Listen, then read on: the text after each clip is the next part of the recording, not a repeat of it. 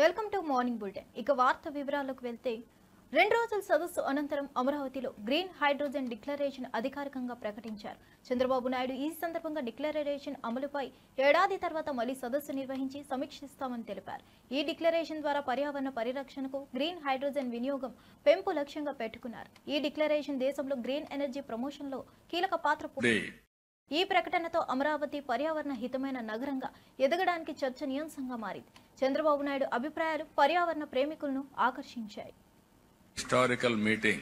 Recently, originally if you see, Hyderabad I started high-tech city focusing IT. Recently in Amravati, we started Quantum Valley focusing artificial intelligence. Now today, I am very happy. We are focusing Hydrogen Valley starting from here. One is Quantum Valley, quantum computing. Technology with deep tech, everything. How to protect environment. There you need green energy and also downstream industries, total ecosystem. You can imagine if you can protect nature and you can use technology in a big way, sky is the limit for development. Or otherwise we will have all problems. That is where two valleys are coming here. One is Quantum Valley for computing and also technology. One is Green Hydrogen Valley from here to protect nature for sustainability. That is very, very important. Here I am asking SRM. They have done good work. This is only the beginning. I am requesting SRM to take lead to bring industry, green hydrogen players who are all in the field and also research organizations and all users. How to take to logical conclusion. Today, it is a matter of cost. If we scale up, and at the same time, if we can go for innovations, we are all here. Our youngsters are also here. Continuously, you will think you will get so many solutions. How to get best solution for reducing the cost, thereby affordability. That is only a game changer. For this, hydrogen storage, transportation, and so many things, we can work it out. There I am saying today, after today, tomorrow, all discussions will conclude. We will declare Amaravati Green Hydrogen Declaration 2025. Same day next year we will meet again to review what we have done, what is the progress. Bring knowledge available globally, bring all experts and players available globally, and also we will improve further with value addition. If you can provide all solutions, I am here to give proof of concept. Some chief ministers may not understand, but our prime minister is very clear. He had a clarity in technology and also vision. That is where I am saying always right time, right place, right person. That is Narendra Modi ji as on today. Today, I really appreciate Nagar Kurnool జిల్లా పర్యటనలో CM Revanth Reddy జటప్రోలులో young India integrated residential స్కూల్కు శంకుస్థాపన చేశారు. ఈ కార్యక్రమంలో ఆయన స్థానిక ప్రజలు, విద్యార్థులు ఘనంగా ఆత్మీయంగా స్వాగతించారు. ఈ రెసిడెన్షియల్ స్కూల్ విద్యార్థులకు ఉన్నతమైన విద్యను అందించడమే లక్ష్యంగా నిర్మించబడుతుంది. సీఎం రేవంత్ రెడ్డి మాట్లాడుతూ విద్యారంగంలో ఈ ప్రాజెక్ట్ కీలకమైన మార్పులు అని చెప్పారు. ఈ పర్యటన జిల్లాలో ప్రజల్లో కొత్త ఉత్సాహాన్ని నింపింది. విద్యకు ప్రాధాన్యం ఇస్తున్న సీఎంగా రేవంత్ రెడ్డి పేరు తెచ్చుకున్నారు. మన రేవంతన్న యుద్ధం జయ్యాసిద్ధమాయన్నో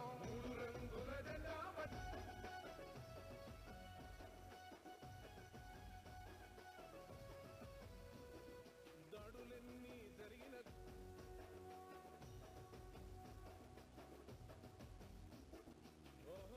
గౌరవనీయులైన ముఖ్యమంత్రి గారు యంగ్ ఇండియా పాఠశాల అనే సంబంధం లేకుండా అందరూ ఒకే చెట్టు కింద ఒకే నీడలో ఆ యంగ్ ఇండియా ఇంటిగ్రేటెడ్ స్కూల్ నిర్మాణానికి శ్రీకారం చుడుతున్న సందర్భం ఇది.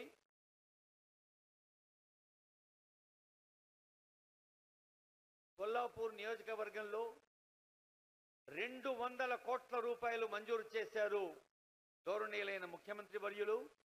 మరి నాగర్ కర్నూలు జిల్లాలోని ఈ జట్ప్రోల్ విలేజ్ పెంటవెల్లి మండలం దగ్గర 508లో సర్వేలో ఉన్నటువంటి కోర్టులు, cricket, soft scape garden development, అలాగే రోడ్లు, జాగింగ్ ట్రాక్, ఇంకా శుద్ధి చేసిన నీటిని ఫ్లషింగ్ చేసేది, ల్యాండ్స్కేప్ కోసం ఉపయోగించేది 1 కాదు 2 కాదు ఆనరబుల్ ఎమ్మెల్యేస్, ఎమ్మెల్సీస్ పెద్దలందరూ పాల్గొంటున్న, అదిగో గట్టిగా చప్పట్లు కొట్టండి ఒకసారి. అది మనబడి మన పిల్లల కోసం తెలంగాణ ప్రజాపాలన ప్రభుత్వం ప్రారంభిస్తున్న ఒక అద్భుతమైన విద్యా కల్పవృక్షమే యంగ్ ఇండియా ఇంటిగ్రేటెడ్ స్కూల్ అని తెలియచేస్తూ మరి కొద్దిసేపట్లోనే వేదికపైకి వేయించేస్తారు.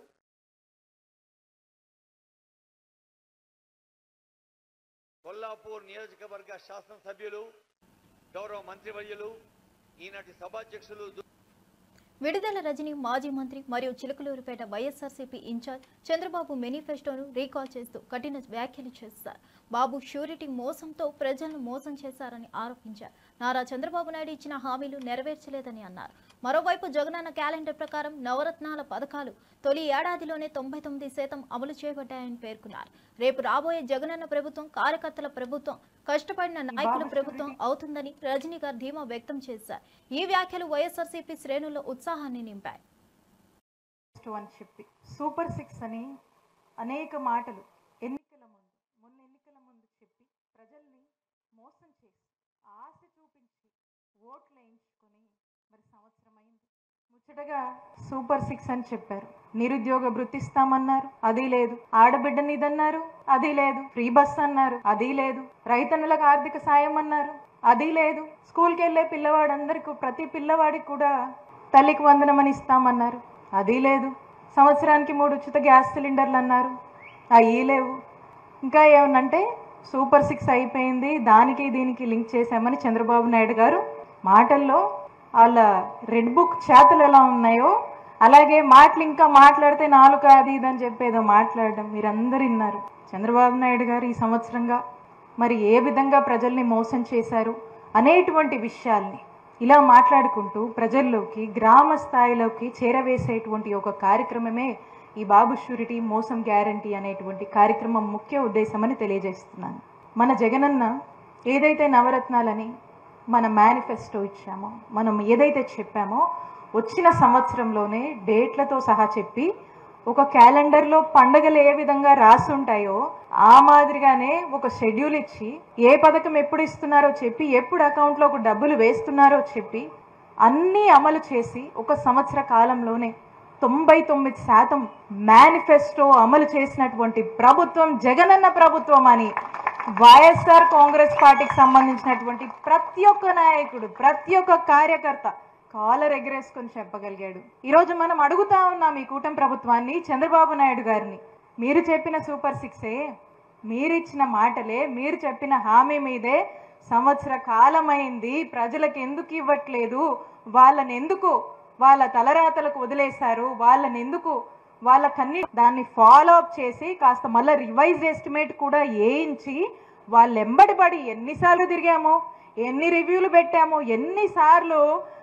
ఎన్నిసార్లు పనులు పరిశీలించడానికి వెళ్ళాము, ఇవన్నీ చేసి వెంటబడి రాత్రింబగలు ఆ కాంట్రాక్టర్లు ఎంబడి పడి పని చేయిస్తే రెడీ అయిందయ్యా మా చిలుకలూరుపేట బైపాసు.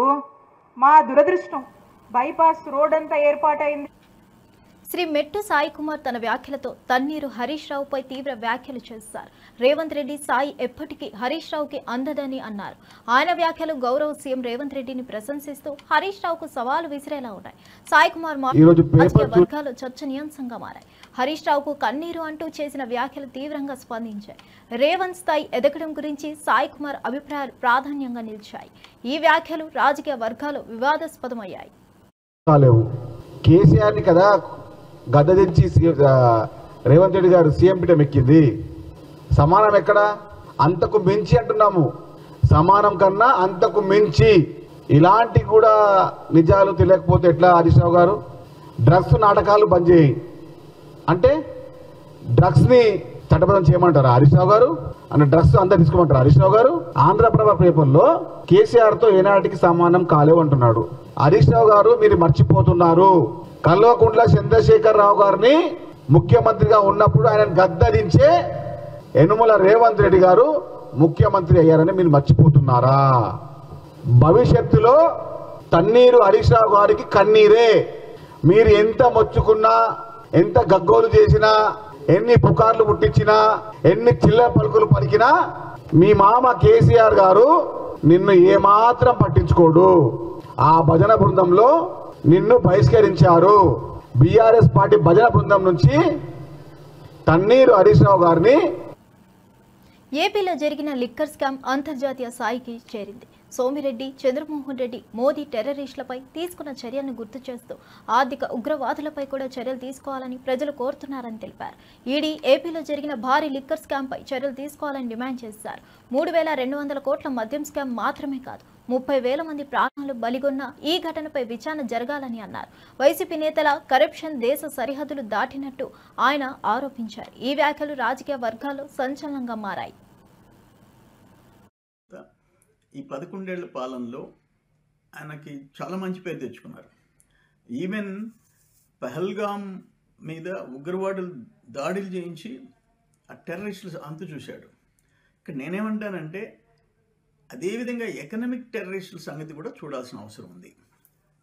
ఇక్కడ for example Delhi liquor case 150 కోట్లు. ఇప్పుడు కాళేశ్వరం మీద కూడా ఈడీ విచారణ మొదలుపెట్టింది. ఢిల్లీ లిక్కర్ కేసు మీద ఈడీ విచారణ మొదలుపెట్టింది. ఇక్కడ 1,000 కోట్లు ఇంటర్నేషనల్ స్కామ్, దుబాయ్ నుంచి మనీ రూటింగ్, ఇవన్నీ. దీంట్లో ఐఏఎస్లు అరెస్ట్ అయినారు, ఐఏఎస్లు జైల్లో ఉన్నారు. ఒక కీలక వ్యక్తి అంటే మీరు అర్థం చేసుకోవచ్చు రాష్ట్రంలో. ఆయన ప్రమేయంతో 3,200 కోట్లు ఇప్పటికి లెక్క తేలింది. ఇటువంటి కేసులో ఈడీ విచారణ చేపట్టాలా? నేను ఒక మాట చూసా మీడియాలో. ఒక వ్యక్తి ఆయన సోషల్ మీడియాలో నేను 50 కోట్లు పెట్టి ఒక కుక్క కొన్నాను అని చెప్పాడు. కుక్క పిల్ల. వెంటనే ఈడీ రైడ్ చేసింది. తర్వాత నేను సోషల్ మీడియాలో ఫేక్ మెసేజ్ పెట్టానని చెప్తే వెనక్కి వచ్చింది.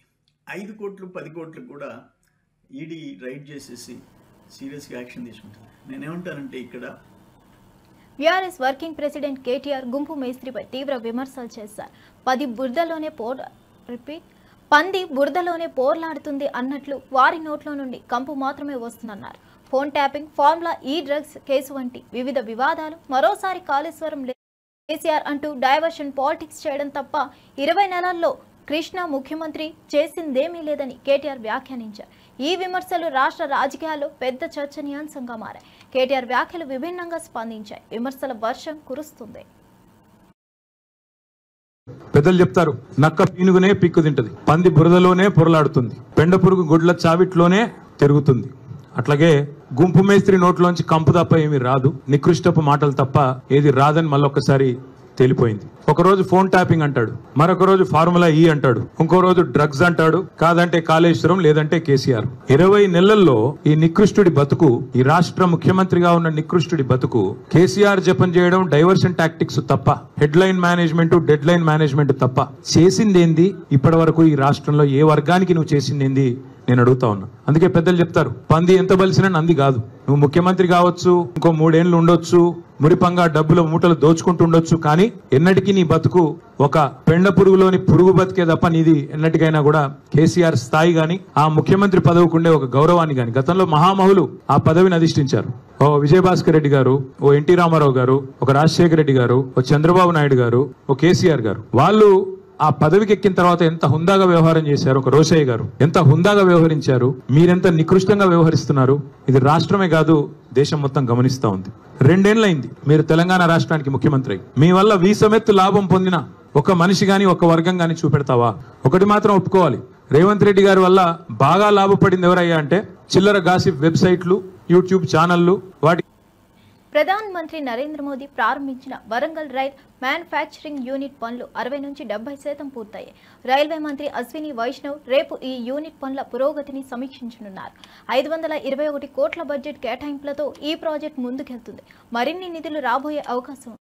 రైల్ ఇంజిన్లు, కోచ్లు, వ్యాగన్లు ఇక్కడ ఉత్పత్తి కానున్నాయి. గతంలో కేసీఆర్ కుటుంబ సభ్యులు రైల్ వ్యాగన్ పరిశ్రమపై చేసిన వ్యాఖ్యలకు గిత్తలు పలికేలా కిషన్ రెడ్డి ఈ పరిశ్రమ విజయాన్ని రుజువు చేస్తుంది. ఈ యూనిట్ రాష్ట్రంలో కీలకంగా మారింది. రేవంత్ రెడ్డి గారు వచ్చిన తర్వాత ఉత్తరాలు రాశాను.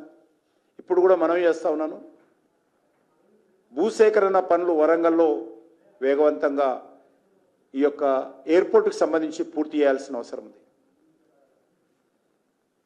మెగా టెక్స్టైల్ పార్క్ సంబంధించి కూడా పూర్తిగా ముందుకు రావాల్సినటువంటి అవసరం ఉంది. ఇప్పటికే 50% వరంగల్ రింగ్ రోడ్డు కూడా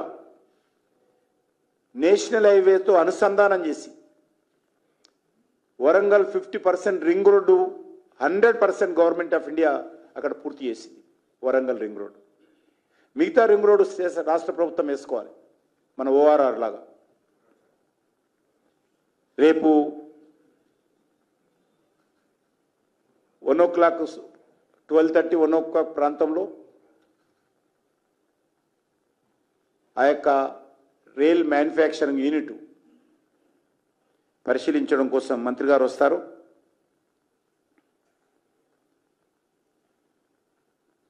వచ్చే సంవత్సరం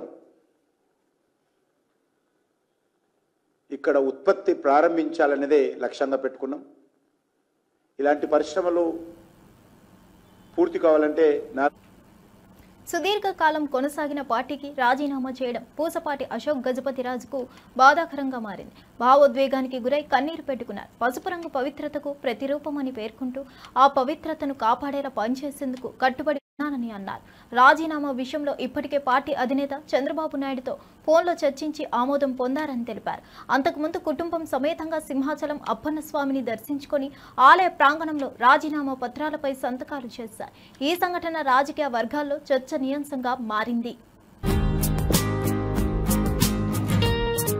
చిన్నప్పుడు మా తల్లిదండ్రులు ఎప్పుడు మొదట తీసుకొచ్చారో తెలియదు, కానీ మా తల తీస్తారు, చిన్నపిల్లలది గుండు చేస్తారు. మాకు ఇక్కడే అయింది. మా పిల్లల్ని కూడా ఇక్కడ తీసుకొచ్చి చేస్తాం. అలాగా చేస్తూనే వచ్చాం. అయితే మన రాజ్యాంగం ఆఫీసెస్ వచ్చేటప్పుడు ప్రజలు మమ్మల్ని 78 తర్వాత పుట్టిన వాళ్ళు ఉన్నారా ఇక్కడ? సో మీరు అందరూ ఆ రోజు పుట్టిన వాళ్ళే. సో అప్పుడు వచ్చి స్వామివారి దర్శనం చేసి అసెంబ్లీకి వెళ్ళాం. యాక్టివ్ పాలిటిక్స్ లో ఎన్ని ఒత్తిళ్లు ఉన్నా ఆ స్వామివారు మాకు బలం ఇచ్చారు నిలబడడానికి. మాకు ఒక మంచి పేరు ప్రసాదించారని మేము ఊహిస్తున్నాం. తద్వారా ఇప్పుడు యాక్టివ్ పాలిటిక్స్ నుంచి విరమించుతున్నాం. కానీ కాన్స్టిట్యూషనల్ రోల్ ఉంటుంది, ఆ రోల్ ఇంకా చేస్తున్నాము. ఆ రోల్ చేసే ముందన ఇక్కడ మళ్ళీ స్వామివారు దర్శనం చేసి, మా కుటుంబానికి ఇక్కడి నుంచి ఎన్ని వందల సంవత్సరాలు, దశాబ్దాలు ఒక రిలేషన్షిప్ మనం అందరు భక్తులుగా స్వామివారికి సేవ చేయగలిగాము. రాహుల్ గాంధీ గురించి మాట్లాడే అర్హత కేసీఆర్, కేటీఆర్ కు లేదంటూ కాంగ్రెస్ నాయకులు విమర్శలు గుప్పిస్తున్నారు. కేసీఆర్, కేటీఆర్ చేసిన వ్యాఖ్యలు ఇప్పుడు చర్చనీయాంశంగా మారాయి. రాహుల్ గాంధీపై వారు చేసిన విమర్శలను కాంగ్రెస్ ఖండిస్తూ అర్హత లేకుండా మాట్లాడుతున్నారంటూ విమర్శిస్తున్నారు. ఈ వివాదం రాజకీయ వర్గాల్లో ఆసక్తికరంగా మారింది. రాహుల్ గాంధీ విపక్షాలను ఏకం చేసే ప్రయత్నాలు చేస్తుండగా తెలంగాణలో ఈ వివాదం కొత్త మలుపు తిరిగింది. కాంగ్రెస్ నాయకులు కేసీఆర్, కేటీఆర్ పై తీవ్ర ఆగ్రహం వ్యక్తం చేస్తుండగా ప్రజల్లో ఈ సంఘటనపై ఆసక్తి నెలకొంది. మాట్లాడకూడదని చెప్తున్నాం. ఎందుకంటే మా రాహుల్ గాంధీ గారి గురించి మాట్లాడే అర్హత నీకు కాదు, నీ అబ్బకు కూడా లేదు, ఈ దేశంలో ఎవరికి లేదు. ఇయలో నీతి నిజాయితీకి మారు పేరే మా సోనియా గాంధీ కుటుంబం. ఇయలో మరి కేటీఆర్ మాట్లాడే ముందు నీకెప్పుడు మూటలు గుర్తొస్తాయి అంటే 10 ఏళ్ళ నుంచి ఆ మూటలే కదా మీరు బయట దేశాలకు తరలించింది, అది గుర్తుకొస్తుంది మీకు ఎప్పుడు. ఈ తెలంగాణ రాష్ట్రాన్ని దోషిన డబ్బంతా ఇతర దేశాలలో పెట్టుబడులు పెట్టడానికి పంపించారు కదా, అదే మీకు గుర్తుకొస్తుంది. మా ముఖ్యమంత్రి గారి మీద అబండాలు వేసుకుంటూ మాట్లాడడం మానుకోమని చెప్తున్నాం. ఎందుకంటే ఇయర్లో మా సోనియా గాంధీ గారికి కానీ మా రాహుల్ గాంధీ గారికి కూడా కానీ ఢిల్లీలో ఇల్లు లేదు ఇప్పటికీ. ఈ దేశానికి స్వతంత్రం తీసుకొచ్చినటువంటి కుటుంబం ఈ దేశం కోసం డబ్బులన్నీ ఖర్చు పెట్టి సొంత ఆస్తులు కూడా, నెహ్రూ కుటుంబం సొంత ఆస్తులు కూడా పోగొట్టుకున్నది ఈ దేశం కోసం, ఈ దేశ ప్రజల కోసం. ఈ దేశానికి స్వతంత్రం రావాలనే లక్ష్యంతో మరి మొత్తము ఆ కుటుంబానికి సంబంధించినటువంటి ఆస్తులన్నీ వాళ్ళు సంపాదించిన డబ్బంతా, నెహ్రూ కుటుంబం సంపాదించిన డబ్బంతా ఈ దేశం కోసం, ఈ దేశ ప్రజల కోసం పెట్టిన విషయం గుర్తు చేస్తున్నాను. హైదరాబాద్ కూకట్పల్లి శాంతినగర్లో నివసించే ఐటీ ఉద్యోగి నిఖిత తాను కాన్పు కోసం పుట్టింటికి వెళ్ళినప్పుడు భర్త శ్రవణ్ ఇంటిని అమ్మేశాడు. నిఖిత ప్రతి నెల ఈఎంఐ చెల్లిస్తూనే ఉన్నా తిరిగి వచ్చేసరికి తన ఇంట్లో అపరిచితులు కనిపించడాన్ని చూసి ఆమె కంగు తింటుంది. ఈ పరిస్థితిని తట్టుకోలేక నిఖిత తన బంధువులతో కలిసి ఇంటి ముందు బైఠాయించి నిరసన వ్యక్తం చేసింది. ఈ సంఘటనతో న్యాయపరమైన చర్యలు తీసుకోవాలని ఆమె డిమాండ్ చేస్తుంది. సహజీవనం నెరపాల్సిన సమయంలో ఇల్లు అమ్మడంతో నిఖితకు తీవ్ర నిరాశ కలిగింది. ఈ సంఘటన స్థానికంగా చర్చనీయాంశంగా మారింది. మేము ఏప్రిల్ 2022లో ఇల్లు తీసుకున్నామండి. ఆ ఇల్లు పేమెంట్ మా అమ్మ వాళ్ళు ఇచ్చిన డబ్బులతోనే ఇల్లు తీసుకున్నామండి. మిగిలింది లోన్ పెట్టాము. లోన్కి కూడా ఇద్దరం కలిసి పెట్టామండి. లోన్ ఈఎంఐ కూడా నేను మా ఆయనకు సహకరించేది. ఇప్పుడు సడన్గా నాకు 2024లో నేను ప్రెగ్నెంట్ అయ్యానండి. ప్రెగ్నెంట్ అయినప్పుడు నేను కాన్పుకని మా ఇంటికి వెళ్ళాను.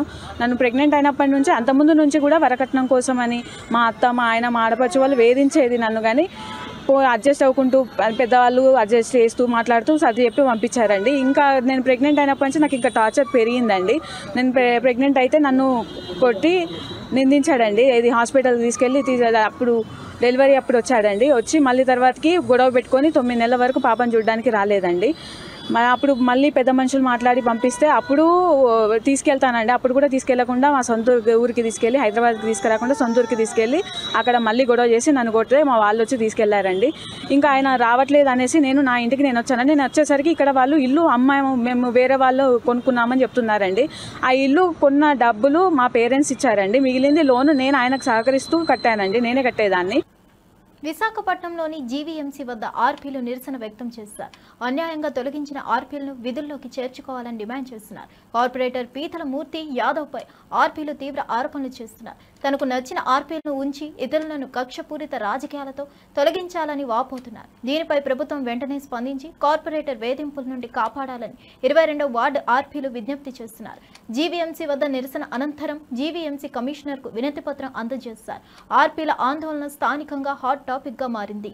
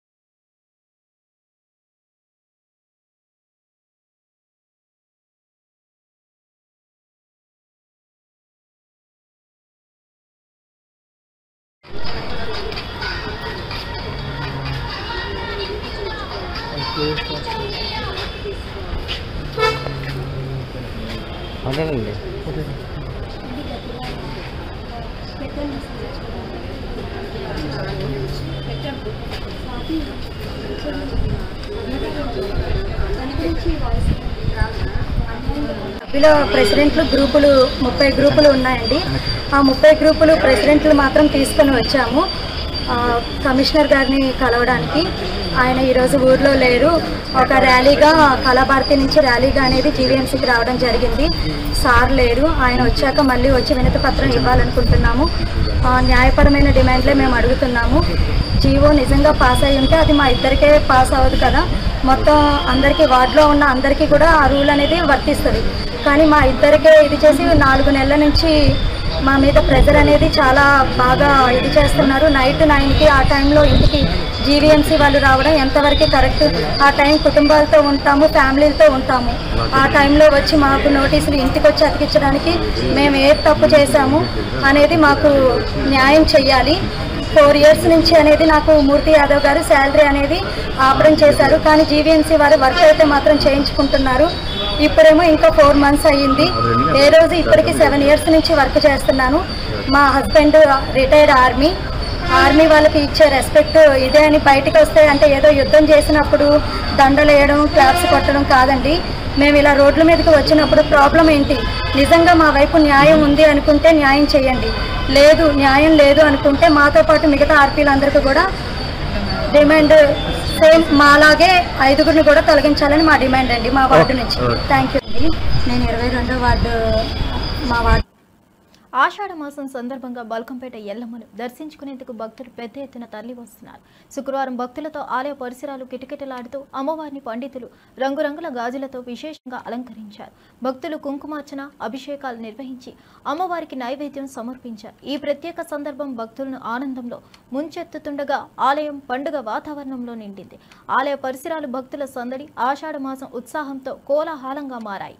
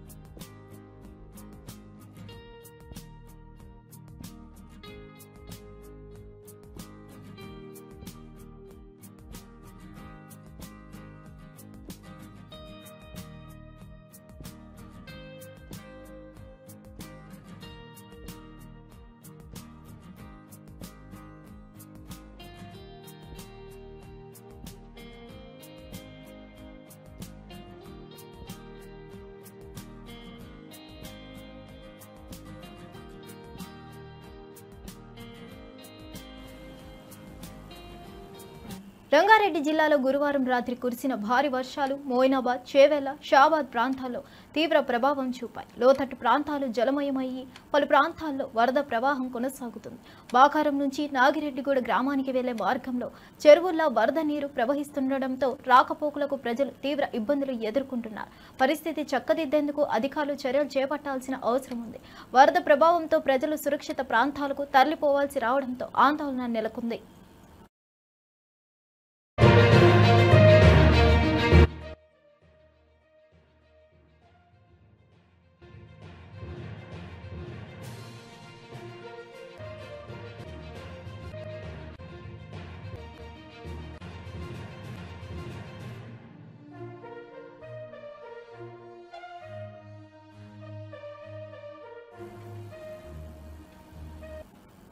ఇవండి ఈనాటి విశేషాలు. మరో బులెటిన్తో మళ్ళీ కలుద్దాం.